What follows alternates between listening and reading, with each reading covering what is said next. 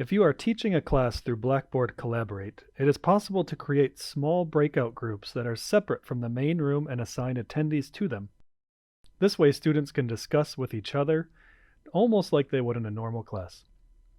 Breakout groups have their own private audio, video, whiteboard, application sharing, and chat rooms. It's important to know that any collaboration that takes place in a group is independent of the main room where you normally teach everyone. What is said or viewed in a breakout room is not captured in the recordings.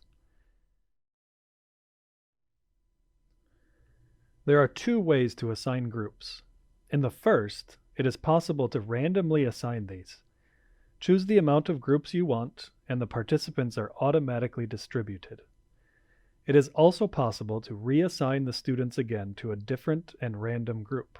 The second possibility to assign groups is to organize them manually. With the custom assignment setting, you can drag each attendee to one of the groups. In order to create an extra group, you can click on the Create New Group button.